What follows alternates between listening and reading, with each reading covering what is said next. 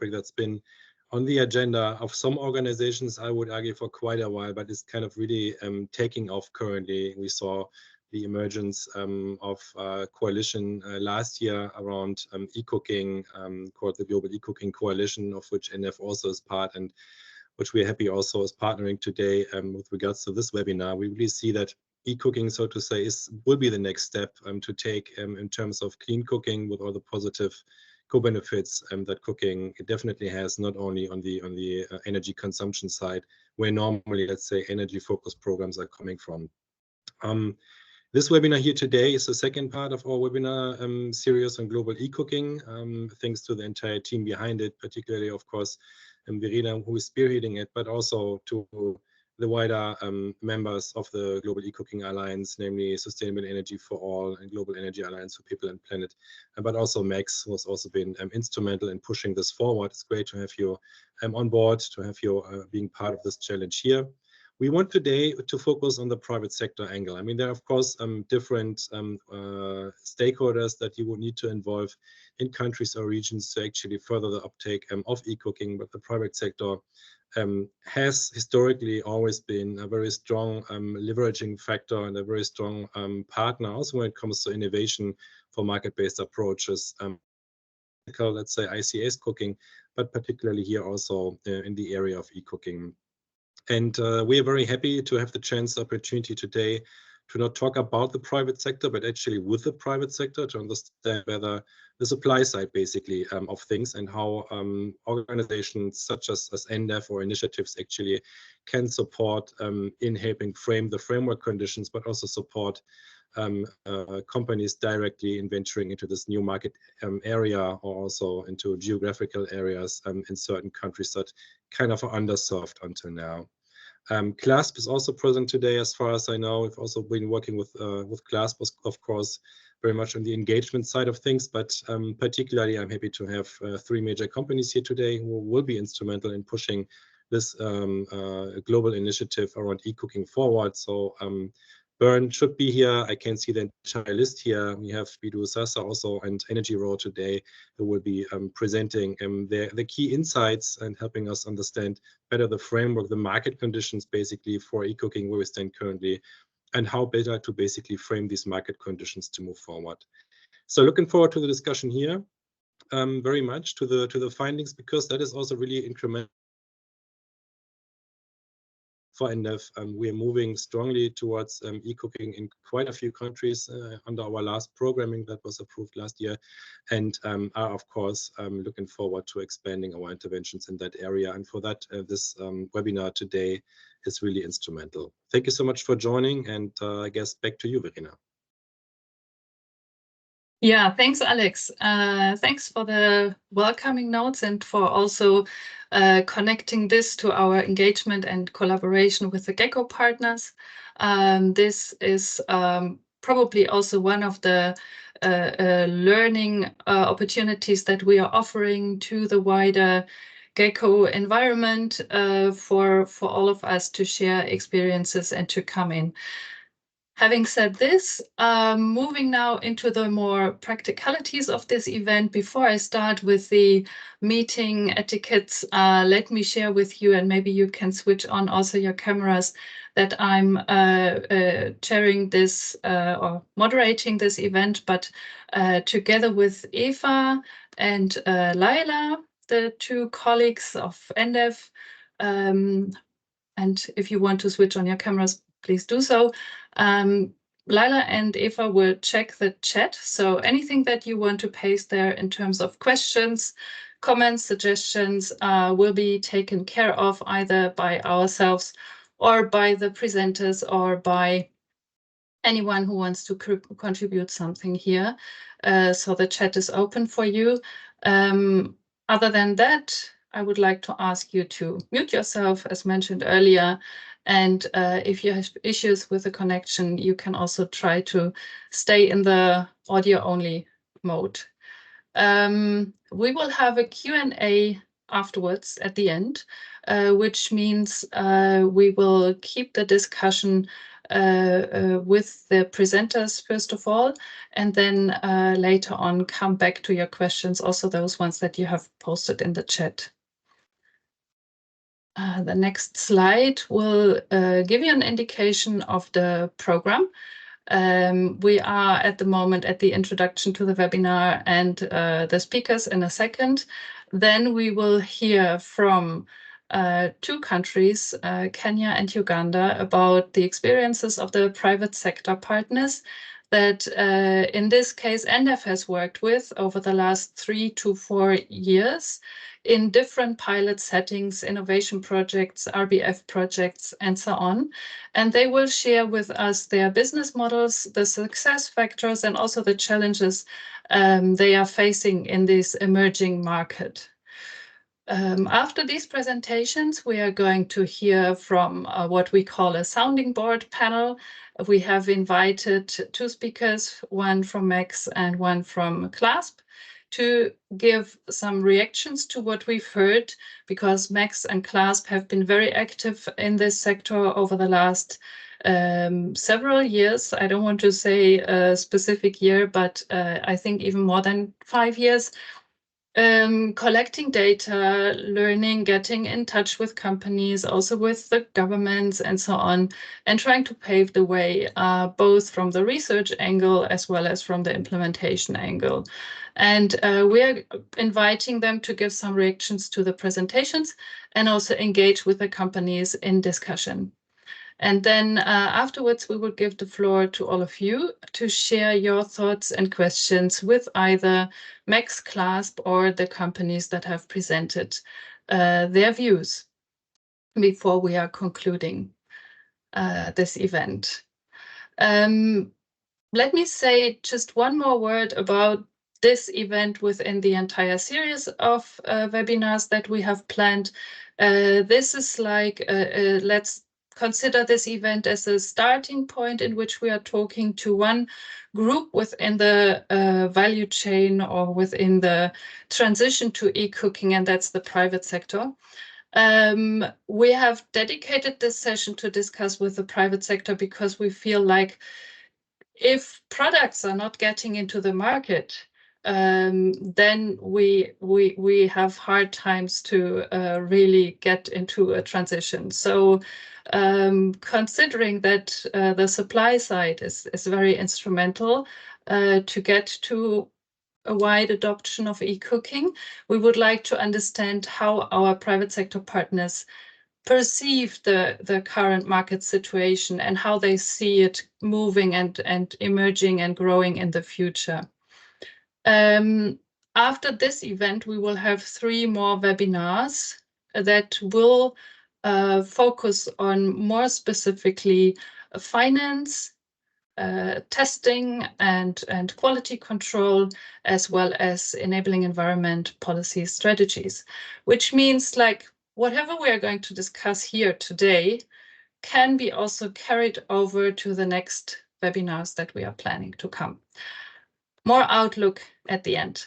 Now let me start and move on with our presenters, and let me ask maybe for a short moment, Victoria, Edwin, Samuel, Meredith, and Rocio to also switch on your cameras.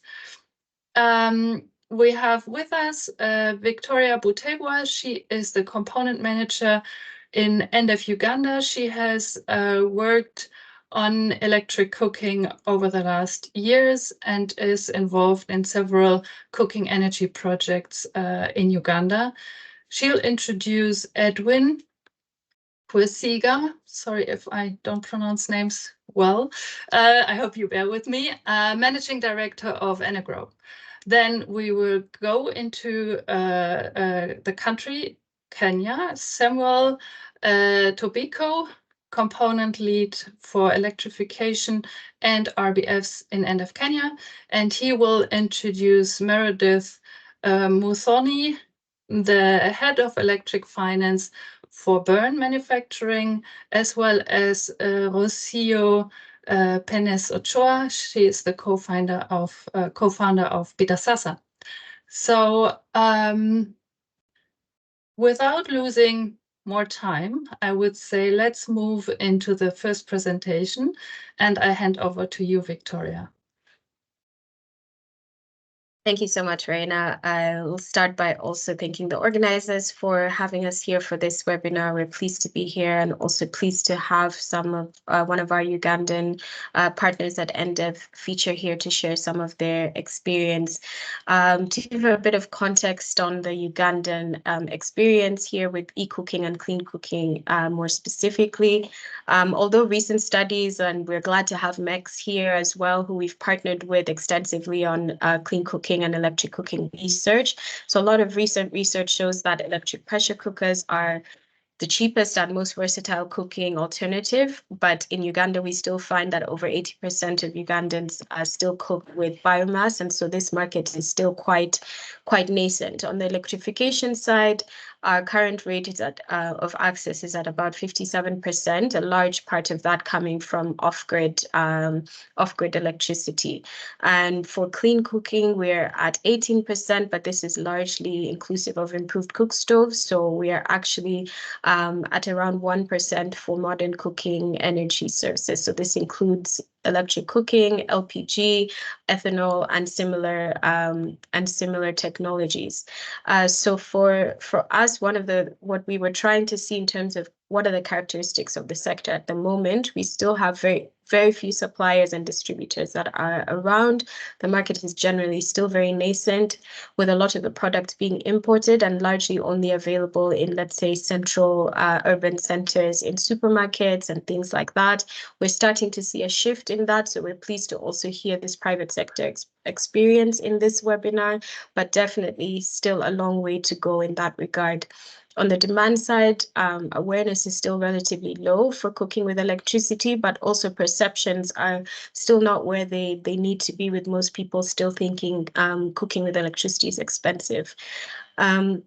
What's helping us on the Ugandan side is that our government is very keen on boosting clean cooking transition, has a high focus on transitioning to modern cooking services and energy technologies. They're already developing policies and strategies in this line, and it's a very much a high priority area. So that made a good soft ground for us to try and pilot some of these eCooking interventions. In terms of our geographical scope for the pilot, this was a pilot we did together with the MECS program that ran from end of 2021 to about mid of last year. And so we had 3 key areas we were looking at where we were hoping to boost market intelligence on eCooking, especially in areas outside of Kampala, where studies had been done in 2020 by MECS, by other entities, but that focus had been in Kampala because of also the COVID situation at the time. So at EnDev, we wanted to see what were the cooking needs and user characteristics in other regions in Uganda. So you can see the baseline study there focused on 4 regions, because in our country context, a lot of different foods are cooked in the different areas. So that was our main focus for the pilot, to expand that market intelligence and support private sector to establish and strengthen networks for electric pressure cookers. Next slide, please. So this highlights a little bit more on our focus areas for that pilot project that I mentioned. We worked very closely with the MECS program to design this baseline study, worked with 80 different households, 30% of which were women-led, to train them on using these EPCs, to conduct charcoal diaries as well, to understand what would be that transition and how could these EPCs meet their cooking needs. What we found from that study is actually over 100% of the households were willing to transition to cooking with electricity. And we also were able to find that the EPCs were able to meet over close to 70% of the cooking needs of the households.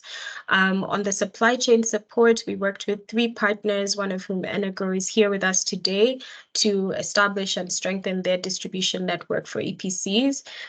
2 of the other companies that we worked with were also marketing locally designed electric pressure cookers. So also trying to understand that market, that if we adjusted the user interface for these technologies to include Ugandan foods, would that also help boost uptake? And our third partner is one of those that was testing out adding EPCs to their existing portfolio, where their focus had been on biogas technologies and trying to see how they could use the same marketing hubs to support selling EPCs. So we're very pleased to have collaborated with the different partners here. CLASP was also a big part of informing our pilot design because they've done a lot of work on eCooking and RBFs and others. So we're able to actually surpass our pilot target.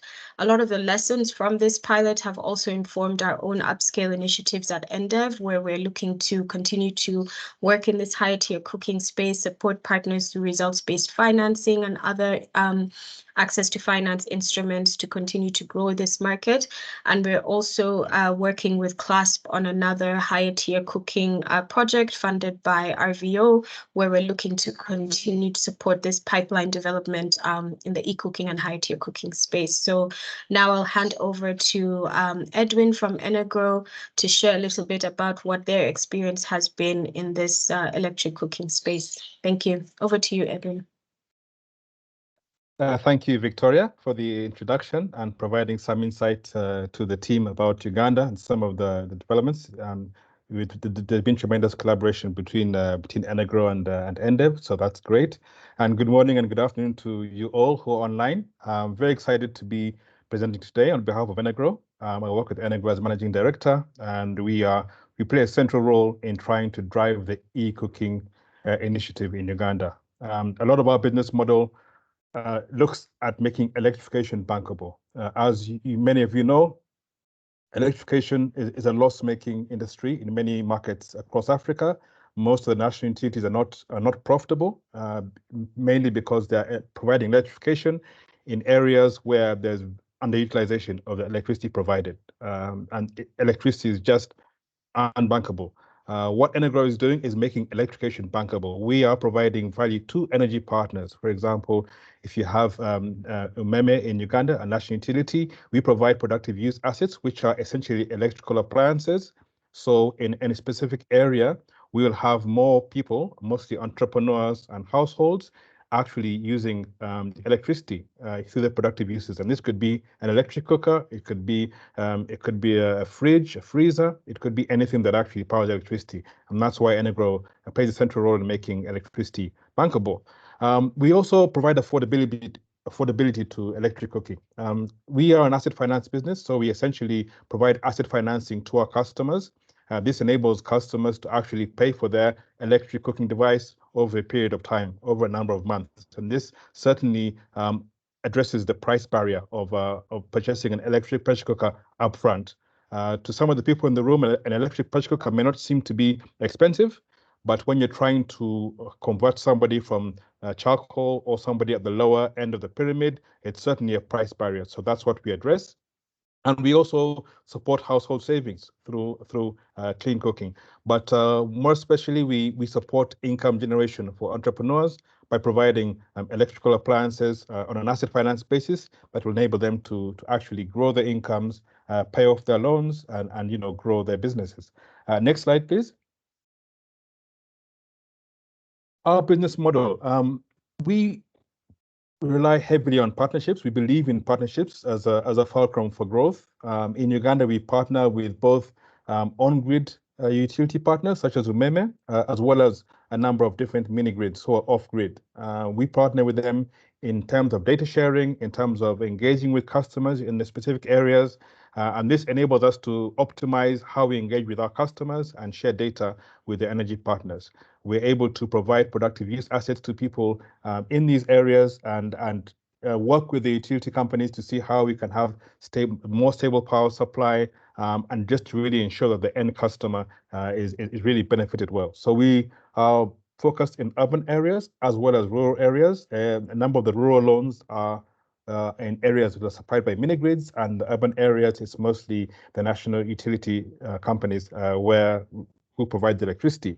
And we also focus on trying to drive carbon revenue. So we have the energy partnership, and then from there we identify the businesses who need productive use assets. We have a deep dive into understanding their needs, understanding how they make money, and knowing what asset would be relevant for them in order for them to actually grow and scale their businesses. The customer will then be given the asset after a KYC process that is intentional, and then from there the customer is able to use the asset to generate more income. And it's a cycle where everybody in the value chain ideally benefits, in that the energy company is able to earn more revenue from having more users in an area. More importantly, the end user, who's the entrepreneur, is able to grow more income, have more income from their business in terms of having an appliance. It could be an electric cooker, it could be a fridge. And then from there, the customer is able to pay for the loan and definitely grow. So that's just basically how our business is structured. Next slide, please. We've had a number of challenges, without a doubt, and also a number of opportunities. Some of the opportunities is that we have a very strong ministry. There's a lot of support from the Ministry of Energy and other government partners with regards to scaling up eCooking. There's an eCooking tariff that was introduced. Of course, there's a need for us to make it, improve on awareness and improve on the packaging. But still, that is an area that we feel that government has been very supportive. There's also an opportunity to address the pricing barrier for electric cooking by providing asset financing. This is a big point in Uganda in terms of being able to ensure that we can move people away from unclean fuels to clean fuels. And then I think there's an opportunity for private sector players to invest in awareness, which will help drive e-cooking in general in the country. A number of challenges is perception. There's a big perception that electricity is expensive and cooking with electricity is expensive. We have tackled this misconception by using smart meters, by engaging with customers and showing them exactly how much electricity they're using their electric cooking appliance. This has helped demystify this, but it's still a very big conception about electricity being expensive.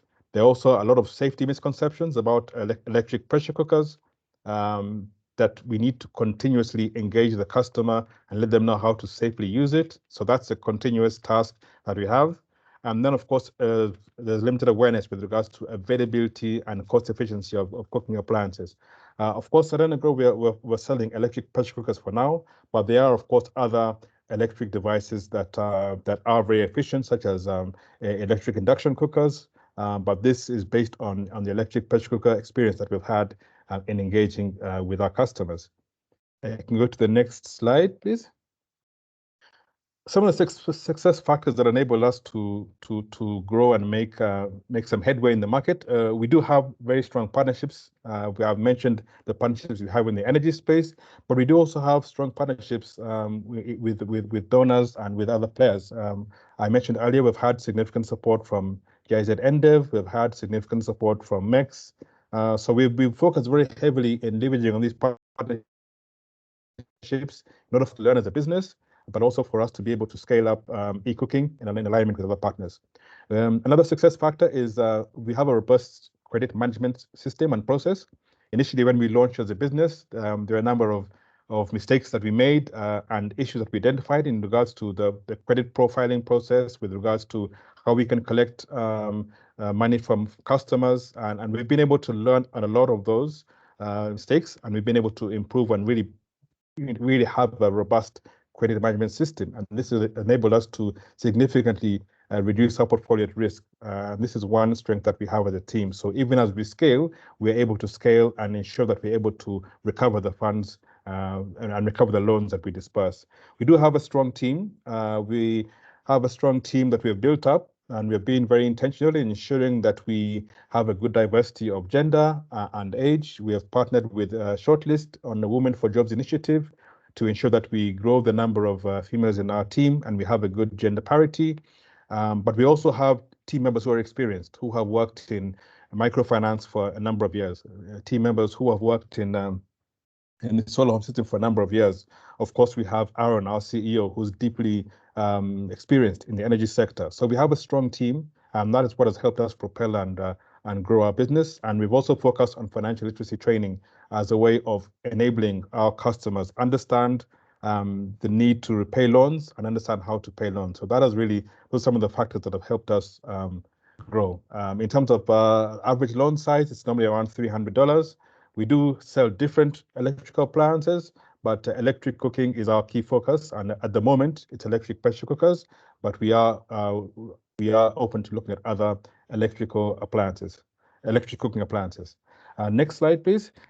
If we had 3 wishes, a lot of it revolves around funding. We need more early stage funding investment support to access both debt and results-based financing, especially for small businesses like Enegros. We feel that a lot of the big businesses that are already highly established are able to have access to carbon financing, are able to have access to RBFs, but smaller businesses which are at a more early stage like Enegro, but which have a steep growth curve and steep aspirations, would need more support and access to debt financing and RBF, as well as carbon financing. So some of our competitors would have access to carbon financing, and this gives them a competitive edge with regards to pricing, but in order to have more sustainability of the sector as a whole, there needs to also be more support for some of the early stage players like us. I think more intentional collaboration between private and public sector players around the messaging for eCooking is really important. I think we need to do better at that in Uganda. We released the eCooking tariff recently, but I feel that sometimes we do work in silos in private and public sector, and if there can be a more kind of sustained way of us working together on the clear messaging of actually scaling up eCooking, that can really shift the needle. We do have NREP in Uganda. Progress has been made, but there is a lot of improvement that is still there if we're to really dramatically scale up eCooking in the way we would like to see it in the next 2 to 3 years.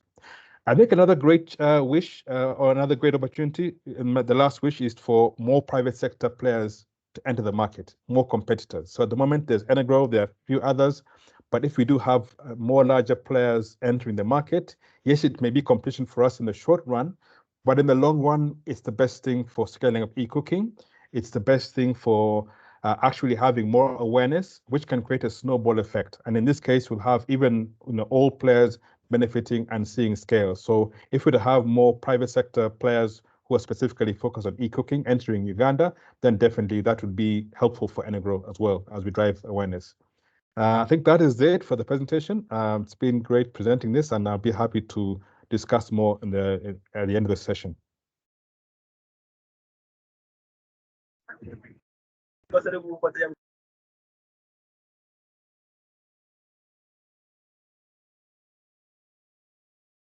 Over to you, Verena.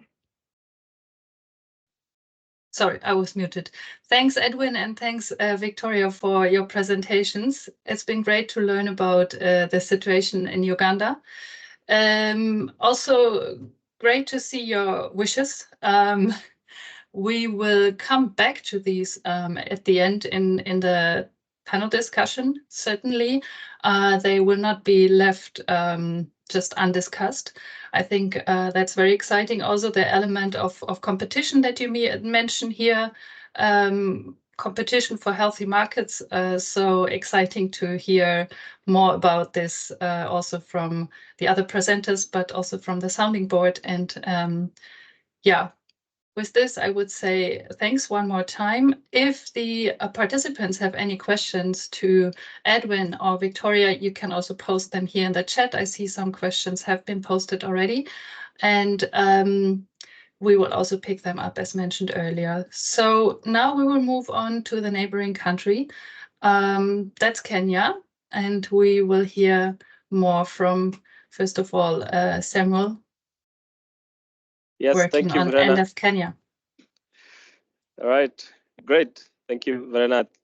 I think at this point, I think as Verena indicated, my name is Samuel, and I'm the component lead for off-grid electrification and also coordinating RBFs at EnDev Kenya. So just give you a glimpse of Kenya. The electrification rate in Kenya is actually one of the very highest in the sub-Saharan Africa region, at an average of 75%, going into 80%. with a lot of room for growth in rural areas, mainly because of the last mile connectivity challenges by the main facility distributor. On the other hand, access to clean cooking is very low, largely contributed by the nascent technologies in terms of improved cooking, going into cleaner fuels. We see a lot of work being done in improved cookstove distribution and promotion, largely being promoted by the EnDev GCF co-funded project in Kenya. But going into electric cooking, you realize that only 1% of the households in Kenya actually report using electric cooking as a main source of fuel in the households. There is a lot of fuel stacking in Kenya, which means majority of the households will have multiple technologies for cooking, but only use biomass-based cookstoves for majority of the cooking at the household levels. Electricity tariffs are also pretty high, arguably one of the highest in the region, but also in Eastern Africa. I think we have the highest electricity tariffs. This just goes ahead to be a barrier to adoption, and putting a lot of emphasis on the perception by households that actually cooking with electricity is expensive. However, there are multiple efforts in the sector to accelerate adoption of clean cooking, which includes innovative credit mechanisms like digital powered pay-go systems or local level credit mechanisms that are able to encourage and also enable affordability of these devices. EnDev in Kenya is promoting electric cooking across the region, across all regions in Kenya, largely being done through 3 main interventions.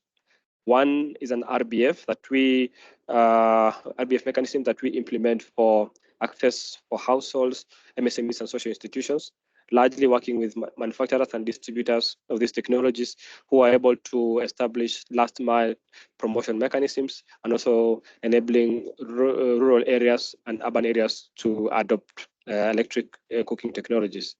We also have a pilot on demand side result-based financing, looking at how subsidies can be given to households to encourage them to utilize electricity for cooking in the short run, with the intention that we can be able to provide evidence that actually cooking with electricity is as competitive as LPG and even better in terms of efficiency than biomass cookstoves and even LPG. So this is expected to contribute into experimental tariff conversation that we are having with a few sector actors and also the regulators in Kenya, who are the EPRA, Electricity and Petroleum Regulatory Authority, and the utility distributor, that is Kenya Power and Lighting Company, trying to develop data-based decision-making matrices that can be used to lead these conversations around tariffs for electric cooking. Currently, we are working with 8 manufacturers and distributors of 2 technologies, electric pressure cookers and electric induction cookers, working with strategic partners, including our implementing Ministry of Energy and Petroleum, MECS, KPLC, CCAK, and CLASP. Last year, we were able to get reports of 928 sales of EPCs mainly to MSMEs with a background of a target of 2,000, largely a bit taken back by an RBF for eCooking that took some time to kick off, but we are expecting for better results this year. So with that, I'd like to introduce the 2 of the companies that we have been able to support through our RBF mechanism implemented by CLASP in 2022, and also last mile awareness creation support. And to start with, I would like to introduce BAN, who are a company that designs, produces, and distributes Africa's best-selling fuel-efficient biomass, electric, hybrid, and also liquid fuel cooking appliances. They utilize cutting-edge technology such as IoT and pay-go to accelerate adoption. of clean cooking technologies. And to give us a glimpse of their business model and how they are promoting clean cooking, specifically electric cooking, I would like to invite the head of electric finance at BAN, who leads strategy and funding for electric cooking product suite, Meredith Mudhoni. Welcome, Meredith. Thanks, Samuel, for that background and context as well. So, as you've heard, my name is Meredith Mudhoni, and I lead strategy, financing, and policy work for the electric cooking product line at BAN. I guess, yeah, we could go right into the deck that we prepared for today. So we are the largest cook stove manufacturing company in the world. We've done about 4.4 million stoves across different countries in sub-Saharan Africa. We do home delivery in 8 countries. So we have a network of agents that make sure that this stove gets to the last mile, and install it within the customers' homes.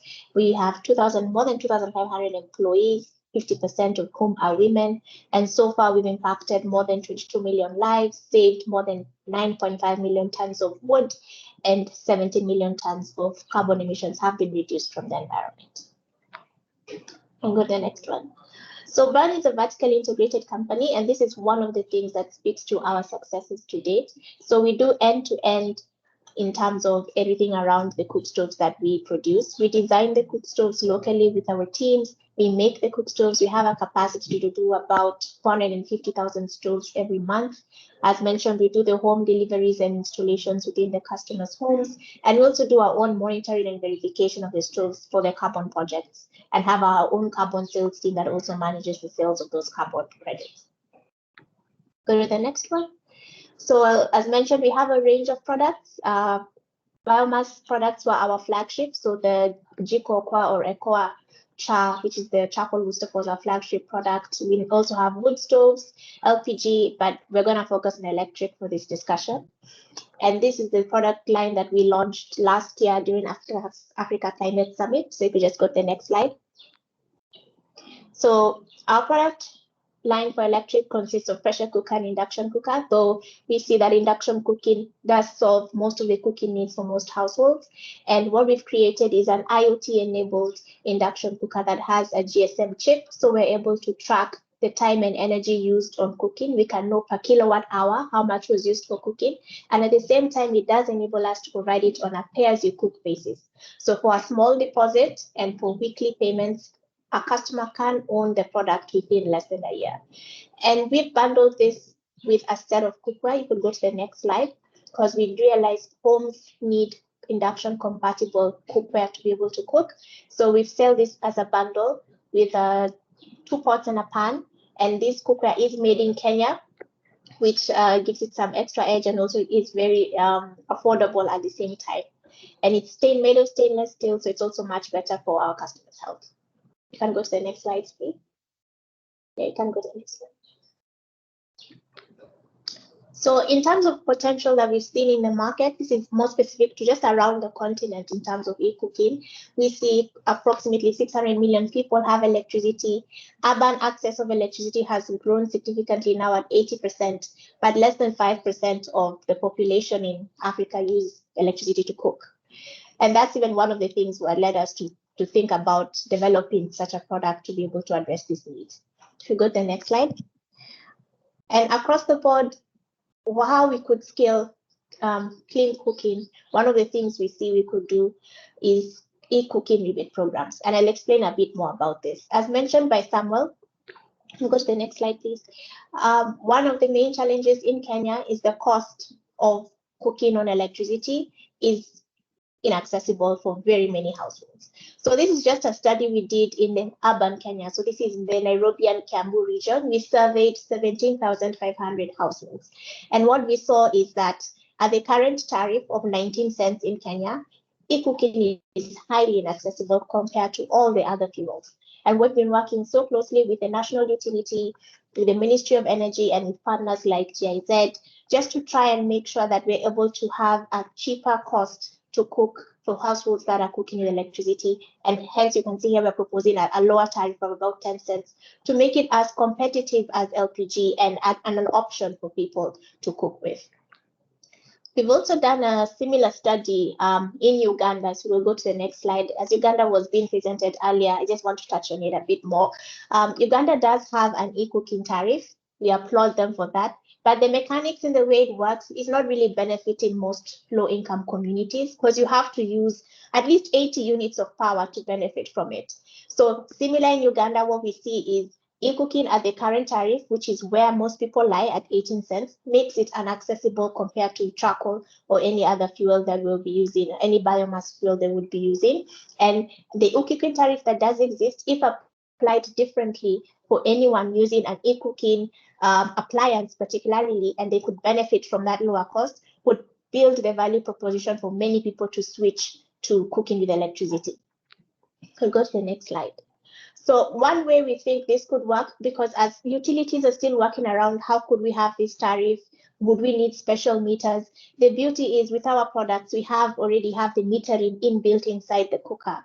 So we can say how much has been used for cooking. And we want to design rebate programs to encourage more use of cooking with electricity. So for instance, if a household buys 3 units for the day at the tariff, maybe that's 20 cents and spends 60 cents, they use 2 kilowatts for cooking, the household is refunded at the cheaper tariff for what they have used at cooking. So they're refunded 20 cents in this case. So this will give them more incentive instead of thinking of buying that tin of charcoal or that liter of kerosene or even going to procure firewood, to instead pay that amount of money for electricity and get paid back based on what they have used. Can go to the next one. One other thing that we see can also help scale adoption of e-cooking is if we could have more public finance going towards carbon projects. And I think the earlier presentation by EnDev did touch a bit about this. You could go to the next slide. So what we see as a hindrance for clean cooking is with carbon financing, we're able to bring down significantly the cost of the device. So in this case, we're seeing an EPC or an induction would retail at about $100. Though with a subsidy, it could go for $50. If you add some level of grant or RBF, this can be accessible for even $20.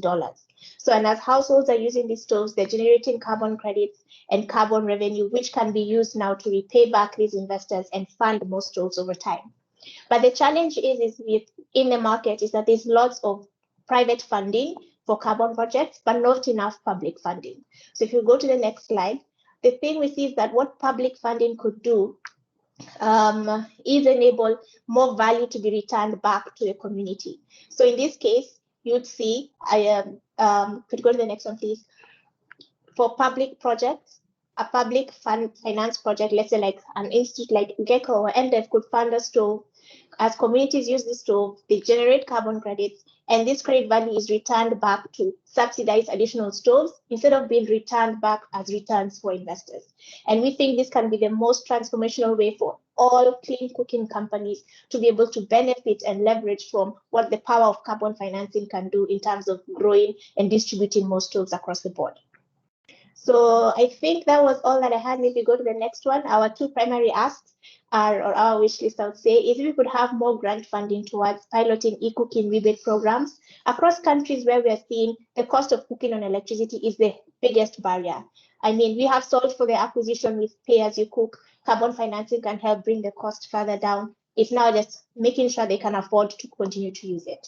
And then more concessional funding or even reimbursable grants that can fund electric cook stove carbon projects.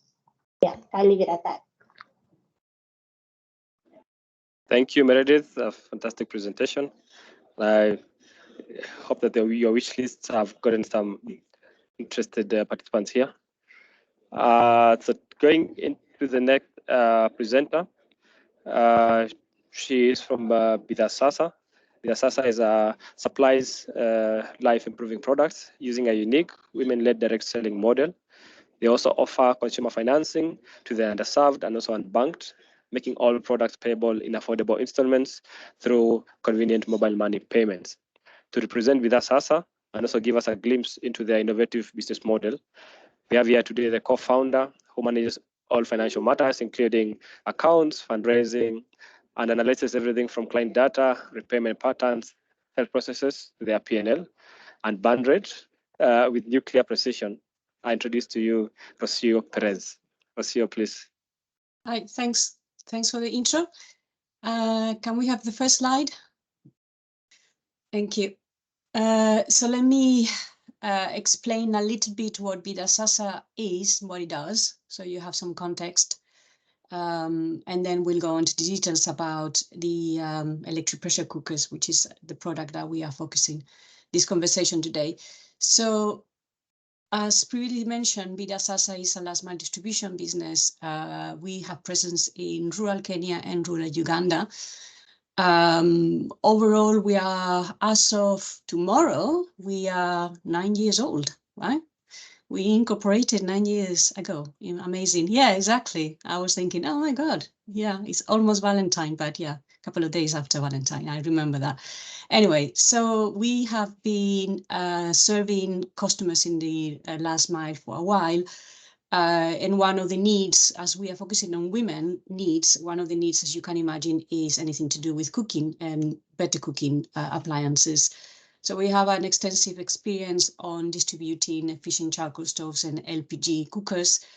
And most recently, we started experimenting with electric pressure cookers because all the reasons that have been mentioned before. So I'm not going to go I'm not going to repeat the rationales of why electric pressure cookers is the future, but I think we all agree on that one. So we started with MECS 4 or 5 years ago. Wow, okay, in 2019 with a grant with MECS. And since then we have refined and learned a lot about our electric pressure cooker offer, right? We have a very strong partner. So we don't manufacture, so we find manufacturers all around the world, and we select the best available quality of products that we can find. It took us a while, but finally we have a partnership with Tefal, of a well-known brand in the cooking appliance world. And there we are, right? So what do we do, right? We do consumer finance, which is essential to make any appliance, including the EPCs, more affordable. And we use group lending, right? So we don't use PayGo, as the assumption is always when we talk about group finance, consumer finance. Consumer finance is essential. Demonstrations are essential. I think Enegro has already touched on that one. Word of mouth, right? This is learning, demystifying some of the barriers. How does this product work? How does it cost, and all that stuff? And we also do that. And we have had some subsidies in the past, mostly CLASP, pretty much CLASP. It's been working with us a couple of times in subsidizing the end user price of the appliances. So that's our experience so far. And now I'm going to maybe next slide, thanks. So what has worked for us? I think the quality of the cooker that we are promoting right now, which is the Tefal one, is the right one. In a nutshell, people love cooking with electric pressure cookers. That is something that we can definitely prove that is working. This particular model is high quality, is simple, there's no electronics, there's no buttons, there's just a dial, very intuitive to use, and is durable, right? The Tefal promise to consumers is that they will be offering parts for repairs, right, for 10 years, because they reckon the model will last 10 years. Obviously, you need to have access to the parts, right, because things do break, but can be repaired. Very high satisfaction rates, very low default rates, and stacking is a reality. We are a distribution company, and we do see our clients stacking, and it's a reality, and I think we have to deal with it. Is what it is. The learning curve from a user's point of view is real, right? This is not a transformation that happens overnight. As been said before, somebody says 70% of the dishes were cooked with, I can't remember who was it, but somebody says 70% of the dishes were cooked with eCooking. I can't remember which of the two appliances, but it is true, right? At the beginning, the user will start with, slow cooking. And then as they get confidence, they will build up and move as much as they can, everything except chapatis and, frying potatoes, right? You can do in an EPC. According to MECS, it's 80% of Kenyan dishes. So the potential is real, right? We can measure, we have evidence that people do save money despite this perception that electricity is expensive. There's plenty of academic papers that prove that cooking with electric pressure cookers is the cheapest of all the fuels for the relevant dish. And we should not underestimate not only the savings from money, but the savings from time and convenience. Especially the electric pressure cooker is a brilliant appliance. You choose the timing, you go away, you come back 2 hours later, and presto, your food is done and is not burnt. So I think the convenience and the time savings, we tend to forget about it and we focus on the money savings, but should not be underestimated. And there's gender balance. Yeah, my husband can cook. I heard that many times. And we should really, be honest about these things, right? It's not just, oh yeah, gender is, tick a box in the application form. These are real gender balance positive impacts. So that all of this is the positive. So let's talk about what has not worked or is hard to tackle. As always, money is not flowing fast enough, right? We all know the appliance is very expensive.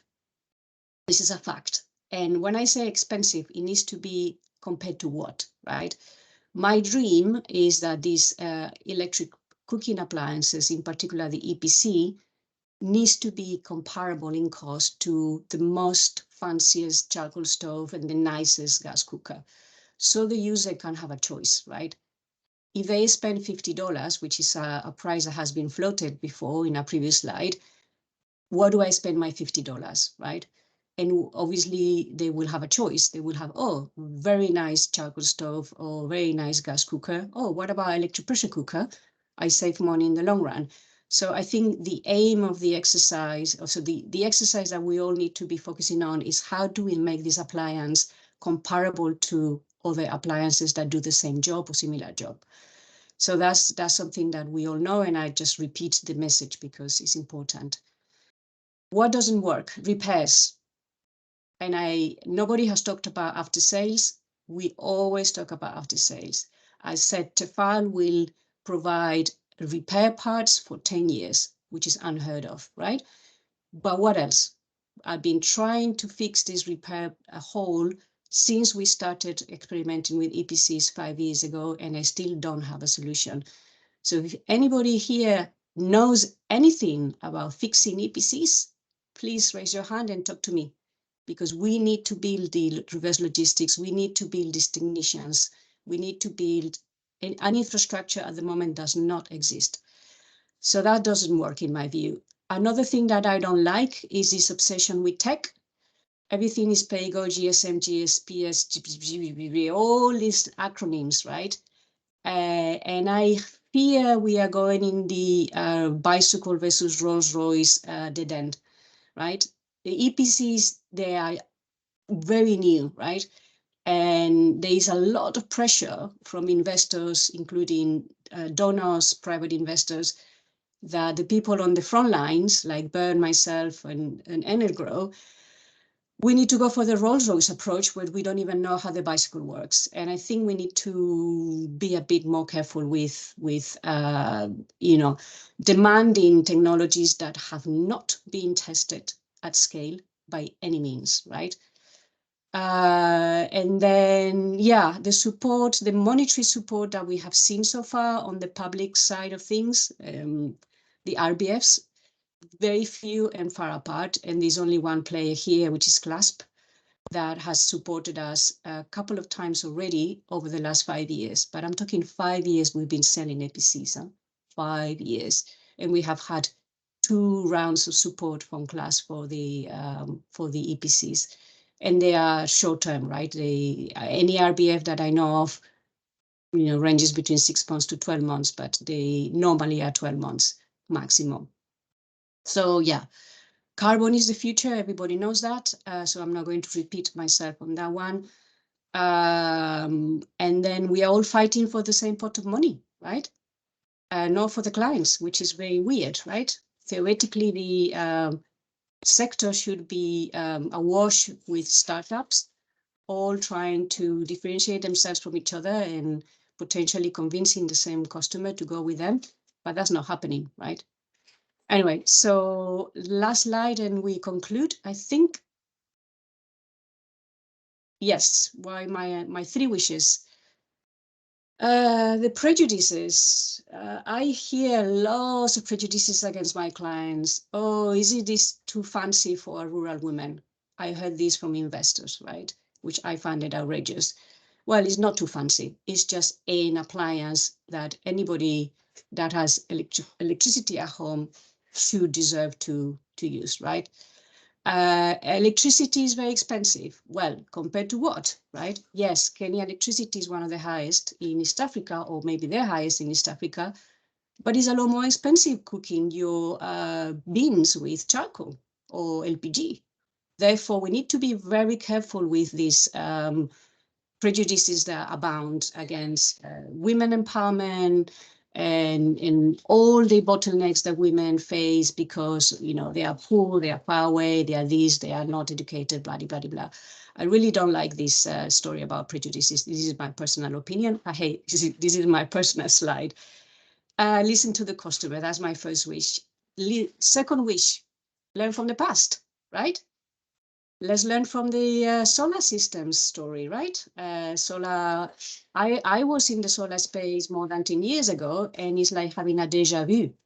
Pay-go everything, IoT everything.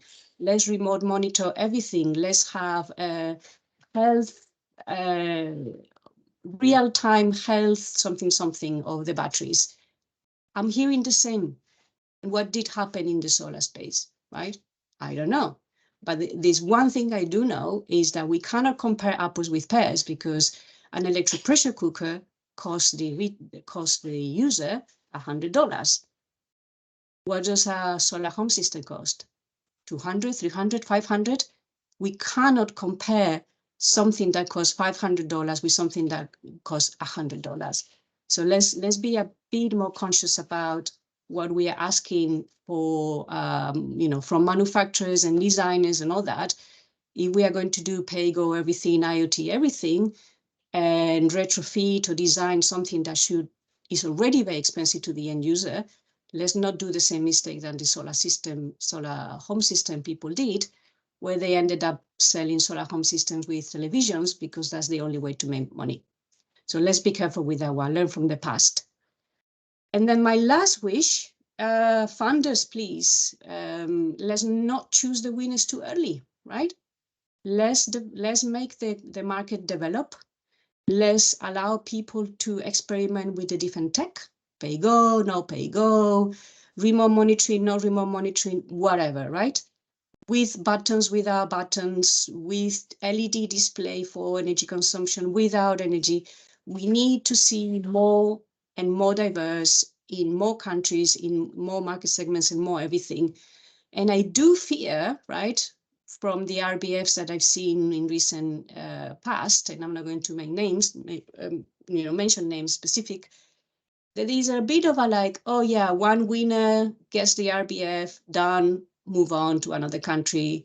We have solved the problem because there's one massive RBF just choosing to give the money to one company or to one particular tech. Let the consumers choose.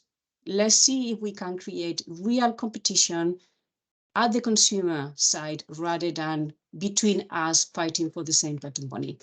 That would be my last wish. And let's stop there. So thanks for listening, and any questions, talk to me directly or through the chat. Thanks for that. Thank you, Rocio. Very interesting presentation and very thought-provoking wishes. I think this gives you just a bit of some glimpse of what some of the work that EnDev is supporting in Kenya. And at this point, I'd like to give it back to Verena to take us to the rest of the webinar. Thank you very much. Thanks, Samuel. Thanks, Meredith, and thanks, Rocio. I think you can see by the round of applause that we are all appreciating very much that you're giving us the opportunity to look into your business cases, that you are sharing your experiences with us, that you are making this time available and also share with us your thoughts. But specifically, and it's good that we still look at your three wishes, Rocio. I think specifically the needs that you see, the observations that you make, and also the warning that you provide to us is resonating very much, at least here on my side, and I think also looking at the chat and assuming also the other colleagues are listening very excitedly. So thanks a lot for this. I want to, before we are opening the floor now to the sounding board, let me just, as a remaining comment regarding the company selection, and also in the light of what you said, Rocio, mentioned that we have invited 3 companies of different size, with different business models, and with different operations. Consider them as representative for also your business, in case you are a participant and running your own private sector company. Consider them as just case givers for us and for the discussion here and for future discussion. I think we have a lot of companies out there that we have worked with or that we want to work with in the future and see growing also, as Edwin mentioned. So I'm happy that these 3 companies shared their insights, and also you have observed they are working with very distinct business models, but nevertheless they have also some commonalities in terms of the challenges or the market conditions that they find in place that are to their advantage. So this is a disclaimer that I wanted to make. Before now inviting Nick and Ruth to us. Ruth Kimani is Senior Associate with CLASP, and Nick Rousseau is in the lead for appliance suppliers and supply chains work at MECS.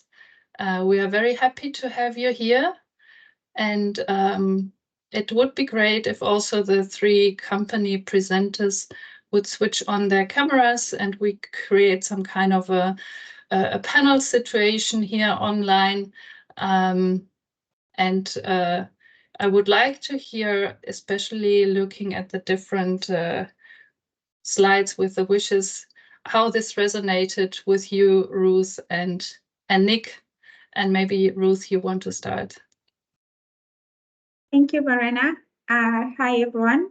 My name is Ruth Kimani. I'm a Senior Associate with CLASP, where I've been supporting the resource-based financing program that we have implemented for a variety of appliances, and specifically for eCooking, looking at electric pressure cookers and electric induction cook stoves. And for the pilot round, we did have that funding from EnDev. And thank you for all the presenters and the companies. And yeah, I definitely resonated with a lot of the feedback around what the companies are providing feedback in terms of what they are observing in the market, in terms of the challenges they are facing, and where they see the opportunities for them to be able to scale the eCooking market and deliver these technologies in the hands of the communities. And so, yeah, in agreement, the market is very nascent. The much needed investment in terms of financing, considering that majority of the companies operating in this space are early stage, is not enough, and there needs to be more to make sure that we are providing the right finance that the companies need to be able to grow and reach sustainability. And so in line with that, currently I'm leading on the operations for the Productive Use Appliance Financing Facility that's funded by GIAP, which is operating across 6 countries, with Kenya and Uganda included, and also the eCooking technologies are within the scope of that. And part of this facility basically is in response to this feedback, where companies need more money, and different companies in different maturity levels need different flavors of financing, right? And how do we make it easier for companies to access the different financing needs for their for the different business model approaches that they are utilizing, and how do we make it more efficient. And so with the financing facility, beyond providing, procurement subsidies, aimed at reducing risk associated with purchase of equipment and sales of these equipments to customers, we basically incorporated an additional component where there was consumer financing, which our partner Nithio basically were managing, whereby it provided affordable loans to companies who wanted to extend loans or credit to their customers to overall increase the affordability of their appliances. And within that, we also introduced a component of small capacity grants, and these were basically, to also allow companies have access to funding that enables them to meet their operational cost related to, expanding their businesses and selling more products in the markets that they're operating in, and as well a component of technical support in terms of how do companies prepare themselves to be investor ready. And by having different components within, I guess, one framework is advantageous in that you can leverage off of the processes to make it more easier in terms of like the due diligence processes and sort of like the information that companies have to provide. And in that way, making it more basically housing the needs or the needs that companies need within one platform and one place, and making it easier for companies to be able to access the different financial needs they want within one place. And so I think more and more, feedback has been here. We have had like experiences from companies because of misalignment in timelines. They've had to forfeit, like, for example, subsidy funds because they were not able to raise bridging financing needed to buy a particular product inventory and things like that. And so I think more and more being responsive to the feedback to the company that the companies are giving us, there is definitely a need to think, how do we better structure financing facilities that make it easier for companies to access, whether it's the information or the services that these facilities provide. And then related to that, I think data still remains a very important component to raise funds, whether it's to run facilities and also to build the investor confidence to be able to invest more in their capacity. And so I think that is a feature that I see remaining very key and critical. And so therefore I think there's need for I guess more communication in terms of like with companies, how do we make sure that the data we are generating, all the sales targets or the the growth trajectory that we are communicating to be able to raise this financing more or less is realistic in a sense, because that helps also manage expectations, because it is these results that we need to prove to increase investor confidence for them to channel more money into the sector. And so I think that's also like an area of conversation and exploration that needs to be further explored. But further and further, I think it's good to see that there is momentum and movement. I remember the time we had the initial pilot for EPC RBF, we had about 5 distributors within the company, and now more and more we are seeing that there are more companies that are entering into this market space. The market potential is massive, and so I think overall, there is a positive indication that it's a huge market, the potential is high, and so collectively within the sector, we can make sure that we are addressing the different components to make sure that we reach that maturity and scale up. Thank you, Ruth. You're addressing a number of points here. The access to finance for the different financing needs and absorption capacities. You're mentioning the need for data. I saw this also being somewhere mentioned in the chat. Also specific instruments such as RBF. We'll get back to this, I think, but before that, maybe Nick, you also want to come in and give your first impression about what you heard from Enagro, Bidasasa, and Bern. Thank you. Can you hear me okay? Yes. Great, okay. Well, thanks Verena and your team for organising this. It's a really interesting discussion and I'm enjoying listening, even though I've heard from many of these companies before. It's always fascinating to hear their perspective, which is always yeah, no, it's great.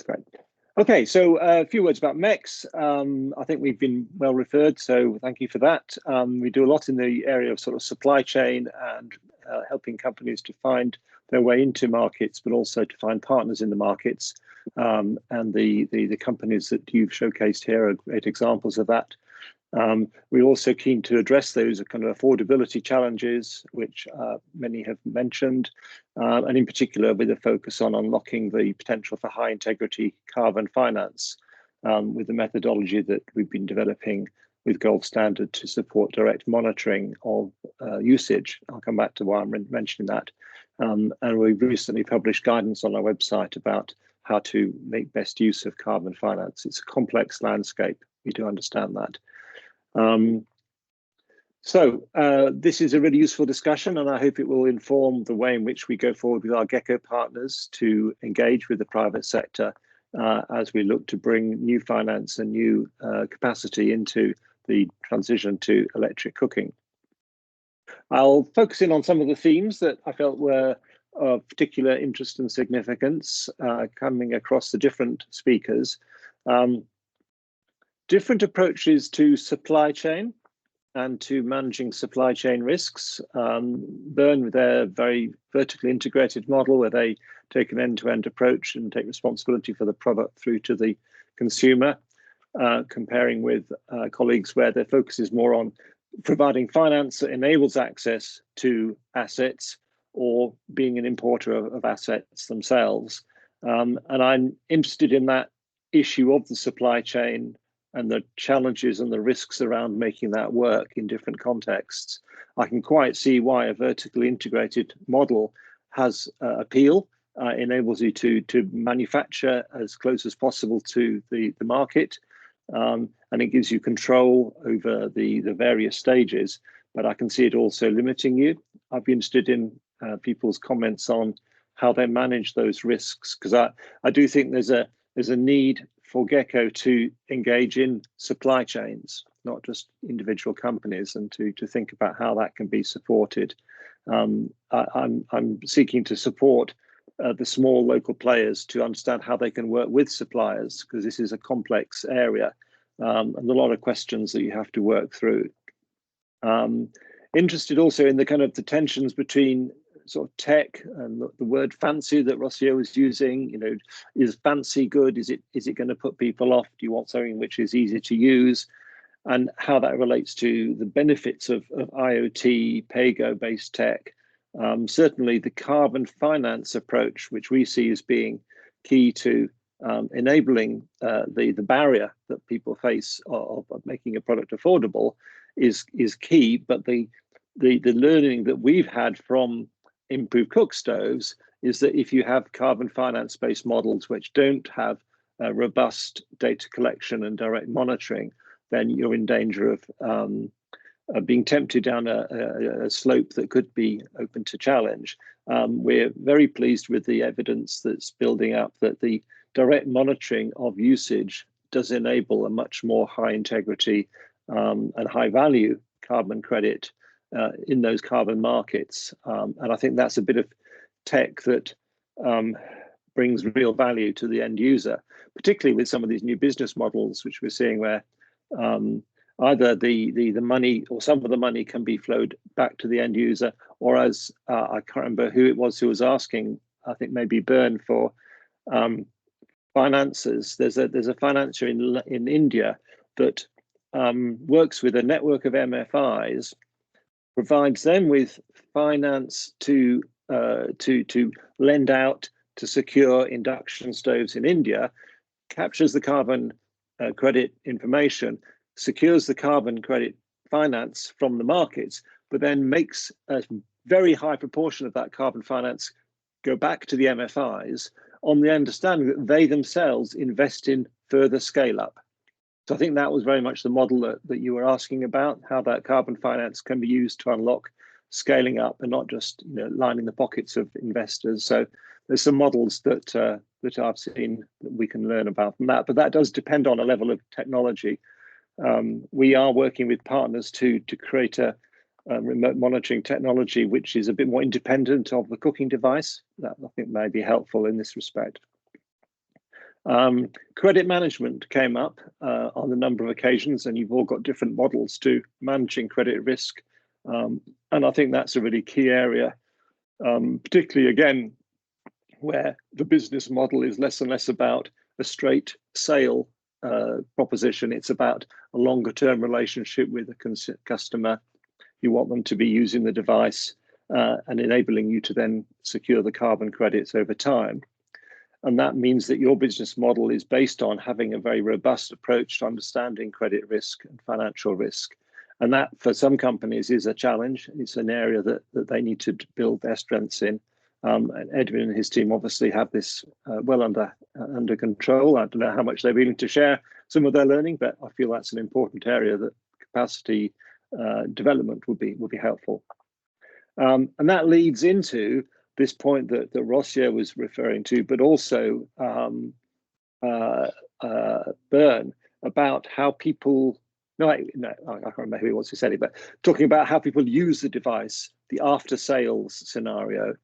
Again, if you're moving into a relationship with a customer base where you're not just selling a product and walking away, you want them to actually continue to use that product over a period of time to get value from it, and ideally to cook more and more and more of their meals with it. That requires a backup and a support.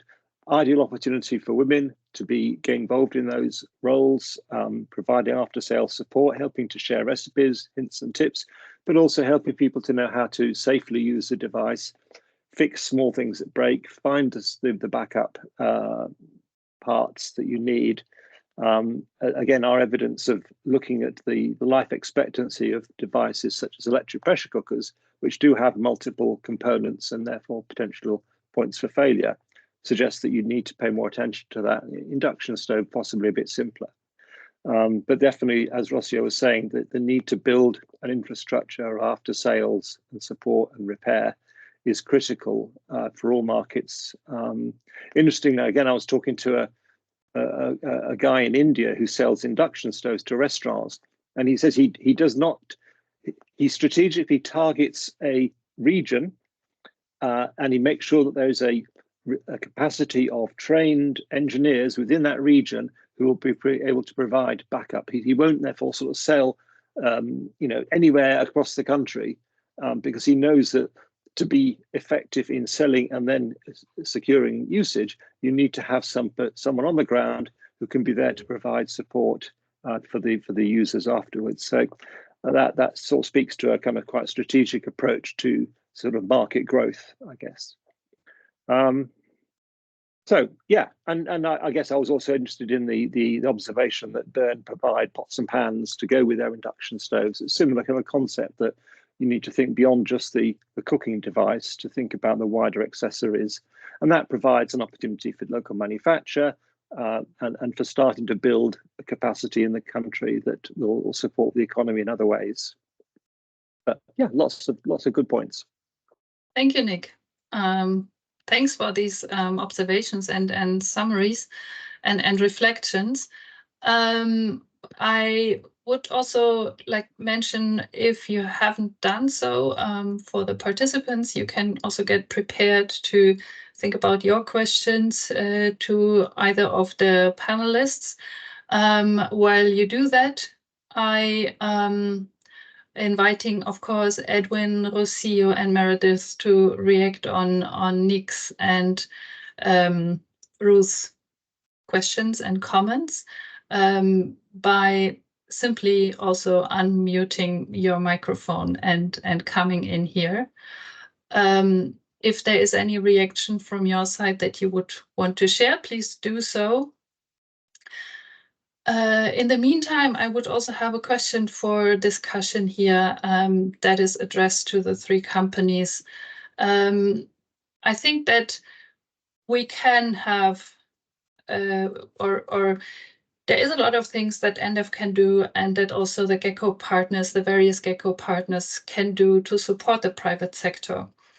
But whether that's about awareness creation and communication versus the company's own marketing activities, whether that's about gathering data versus your own business intelligence that you are generating, whether that's about supporting you with RBF and other mechanisms to smoothen, let's say, the financial or the availability for finance on a longer run versus existing financial products in the market. I'm thinking about where's the borderline between, let's say, your corporate work and where programs such as EnDev and others, SE4All, CLASP, MECS, and others can come in and support, because I also see that there is a certain risk that a company takes. There's a certain responsibility that a company has. That's the nature of business. So where do you see the limitations that you have in these different asks that you have expressed before?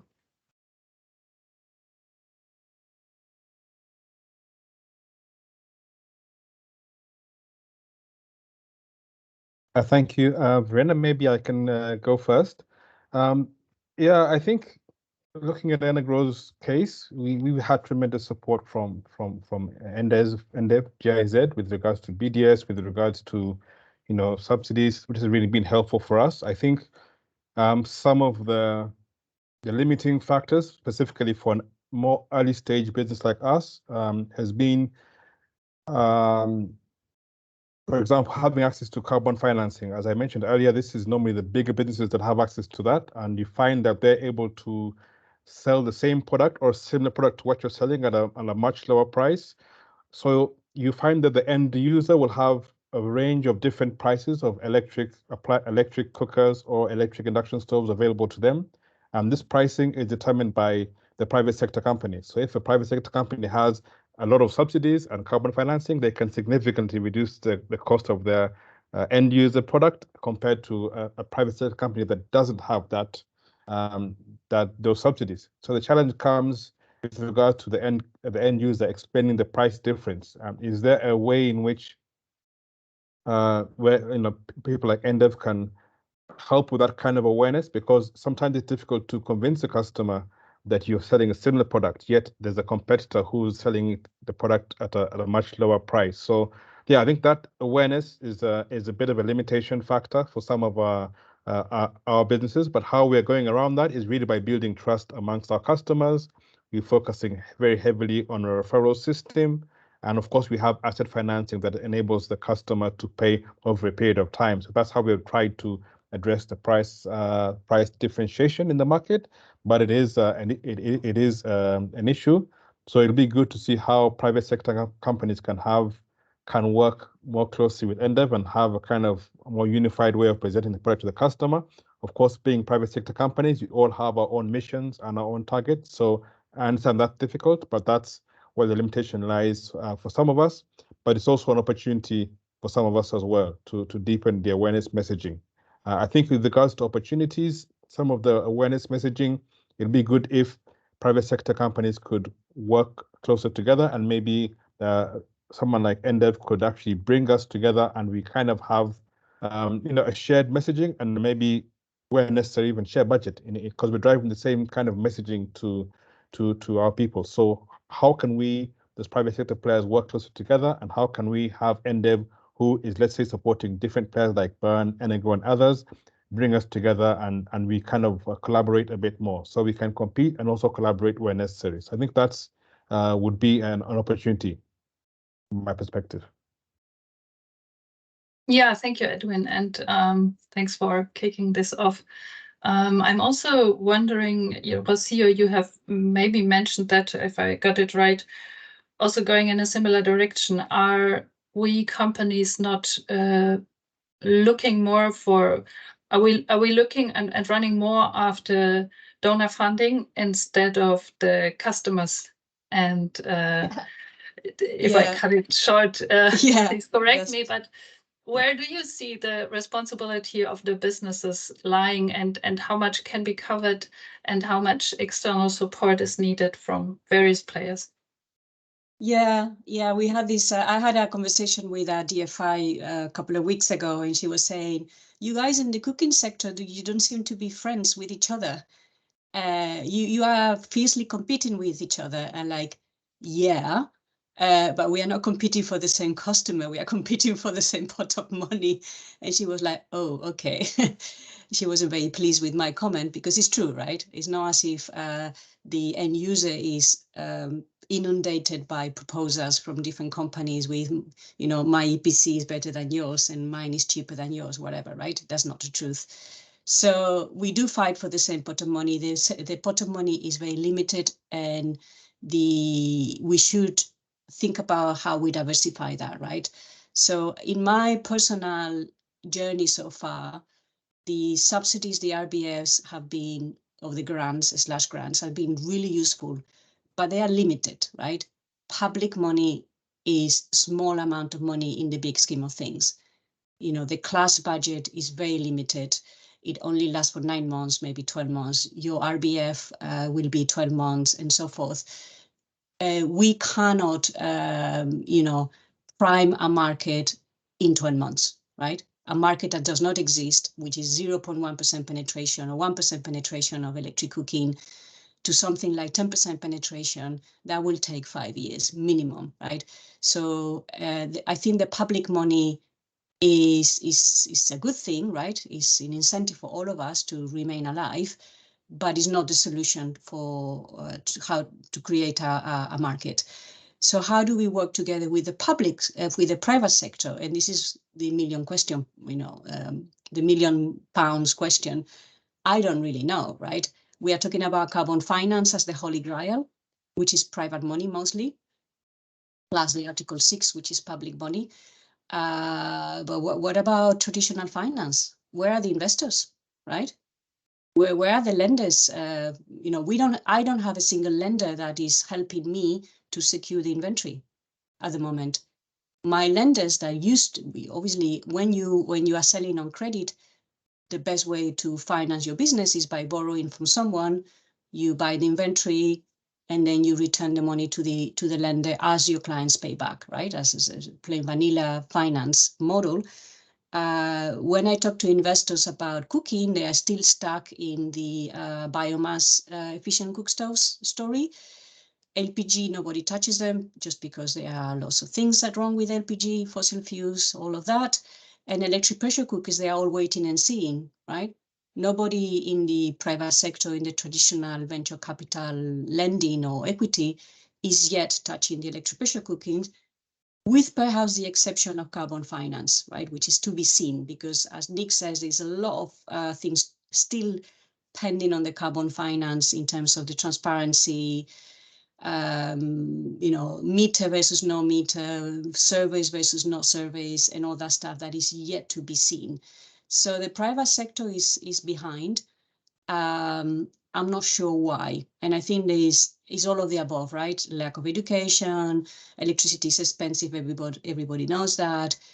It is too fancy a stove for people of low income, all these things that we need to overcome. So education, right, for the people in this room towards the investors which are not in this room, I think, looking at the participant list, needs to happen, right?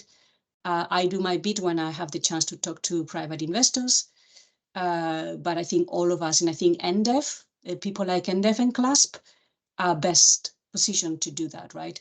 To engage with the Acumens, with all these guys that have been pumping money into the cooking sector, but are still looking at e-cooking as a science fiction proposal, right?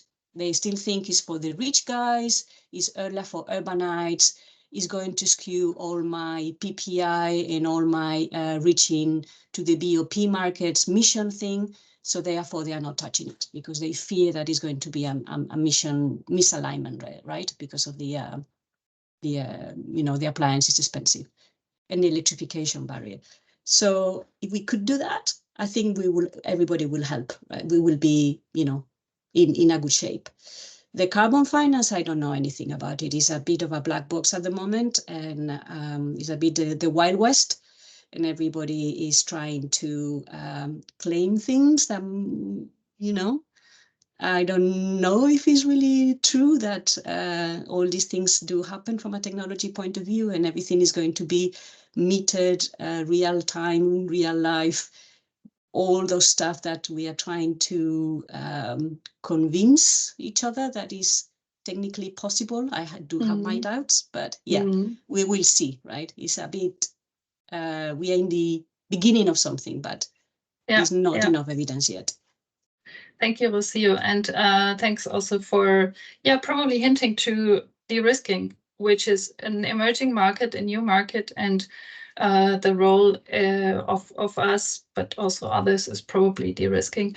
I see your hand up, Nick. I'll give you the floor. I just want to tell the rest of the participants, given the time, if you have questions, put them in the chat, but also just raise your hand and we will take your comment and question as we go. Okay, over to you, Nick.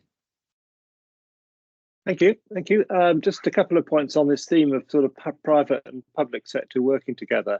And I guess partly because I've got 25 years in the public sector as a civil servant in the UK, it is always difficult. The message that we were always getting from private sector was they want clarity and they want consistency over time. And I've seen that, Uganda and Kenya are both facing issues with the electricity tariff. It's being changed. How is it working? It's not clear. That kind of instability and uncertainty in the market makes it much harder then to make projections and to say, look, customers will be saving this much money over the next 5 years, talk to investors with that kind of clarity. If you're not confident that the tariff's going to stay what it is now, or you have to make your projections based on an assumed tariff, then it's much harder. So I think but that then is interesting because, of course, the utilities are not public sector either, although they are subject to regulation. So I think coming back to Edwin's point about kind of forming these kind of groupings, which are not just about all the e-cooking suppliers clubbing together and kind of coordinating and communicating, but also the other major stakeholders on a national level working together, giving people heads up, saying, look, we're thinking of doing this, we're thinking of doing that. This takes time to build trust and confidence and openness. But that, I think, is what is needed so that everyone can have confidence going forward, because they know with confidence that for the next 12 months, the tariff is at least going to stay this. Subsequently, maybe it's going to go up. But there needs to be a relationship developed there. And that is a very culturally dependent thing. But I think that's key. And I think that would again help bringing in investment in. So that was just a point about kind of collaboration and communication. Thanks, Nick. And that's also hinting a bit to the way how Gecko wants to operate in the future, right? Building national platforms of actors, players, both, NGOs working in the field, academia working in the field, private sector companies working in the field, together with the political partners and trying to bring the sector forward jointly. I would say more to come. Meredith, over to you. Yeah, thanks. Just two things I wanted to mention before we close off. If you look at the wish list that I did give from Vern's perspective, these are things that will benefit the entire clean cooking sector. It's not around e-cooking, that is. It's not really specific to any company or anything. But if it is cheaper to cook on electricity across all markets, across all technologies, people will cook with electricity. If there's carbon financing that is community focused, that's easier to access for all companies, there will be more appliances being distributed into the communities. So it's about fixing, those are the two most pressing things that we need to think of, and how EnDev, Gecko, all the other players can come together and think of how they can fix, because as private sector players, we could go to governments and national utilities and tell them lower the tariffs, do this, help us with that, but they'll only listen if there's also more third-party voice and more angle to demonstrate it. So even if there are asks around grants and rebates for this, it's mainly how can we build a case and prove that this is something that actually will work. Because on one end, it's stimulating domestic demand for electricity, which can go to increasing even the grid infrastructure across all these different countries. And one thing I want to point out lastly is, this is just Kenya and Uganda. There's so many other countries in the continent, and they do not have cost-reflective tariffs for their electricity. So this will continue to be a challenge even as we go across board other markets. And it's the one thing we really, really need to put all our heads to solving for.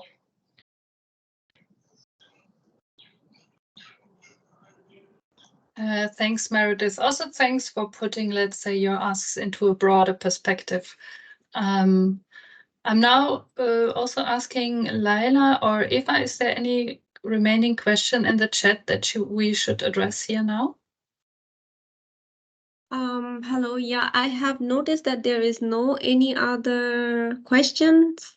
Fortunately, all questions are, answered. Thanks to our presenters and panelists. Thanks. I see Maury raising the hand. Please go forward.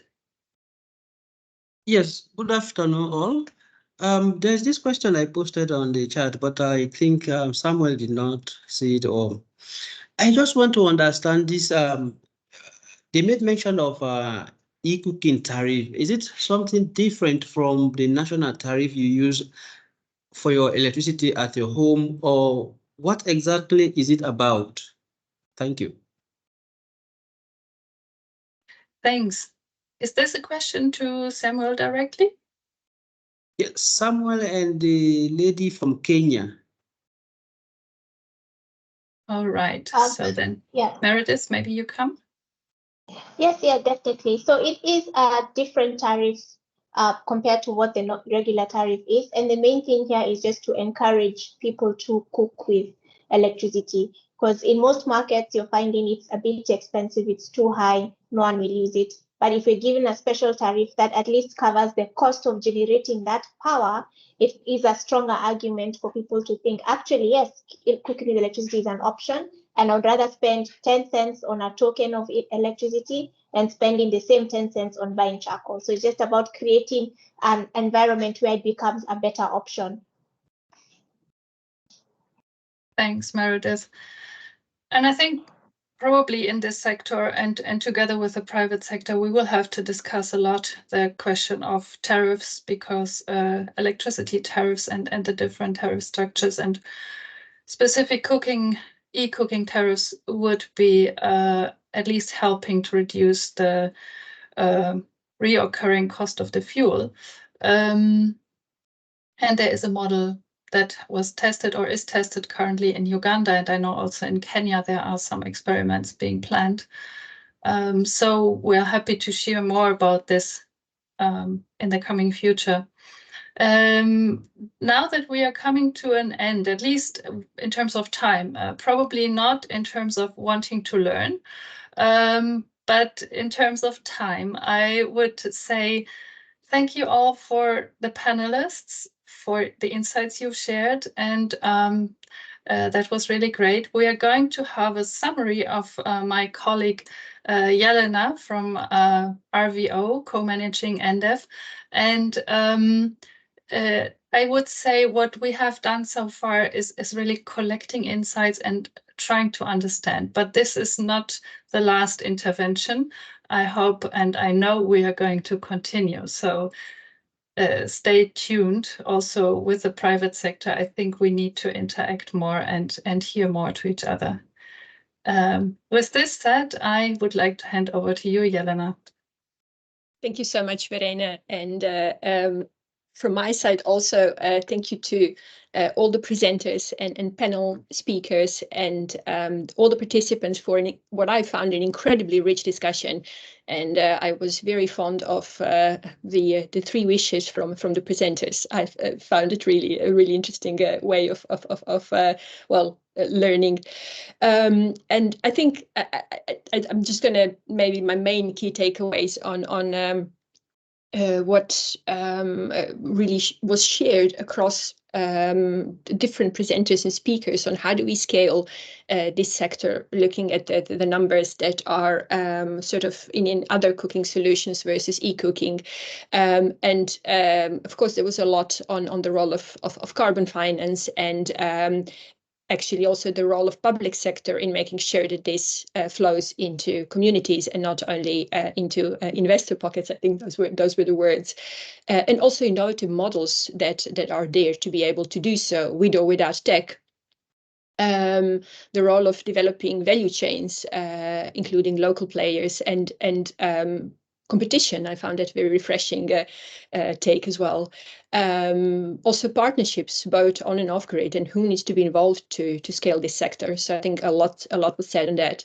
I found also the consumer side, even though this is obviously the private sector webinar, but the reflections on perceptions of how expensive it is to cook with electricity. And how do we make it instead of science fiction reality that is within reach? So I think that and perhaps the role of also EnDev and other players in creating this awareness and the right messaging. And the aspect of customer satisfaction, I think we shouldn't forget that. I believe several speakers reflected on that, really in comparison with also other cooking solutions. We've seen that also with EnDev. Cooking with electricity is it's something that people appreciate and find works well, and the gender dimension of it. And I think the last point that I would like to maybe close with is I think Hiroshi was reflecting on learnings within, not only within the sector or across the cooking sector, but also from adjacent sectors, including off-grid solar. I think that's incredibly important, and I hope that we, with a series of webinars, also contribute to that, to sharing learnings across this sector, but also outside. So with that, stay tuned for the next issues of webinars, and thank you all again. Thanks, Jelena. And you're already hinting to the next webinar. So Laila, if you could share the next slide, which indicates what themes we're going to address next. It might sound very good to some of you who mentioned innovative finance. There is more need for discussion around this. Our next session is about exactly that. E-cooking at scale fostered by enabling environment. And then the last one will be on safeguards and testing and labeling. So indeed, stay tuned.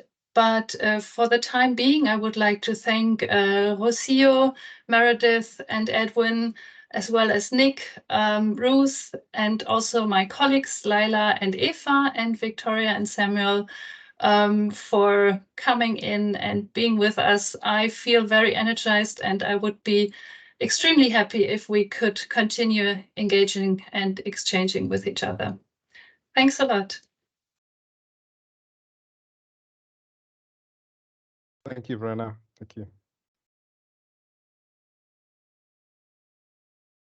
And have a good rest of your day. Bye, everyone. Thank you. Thank you.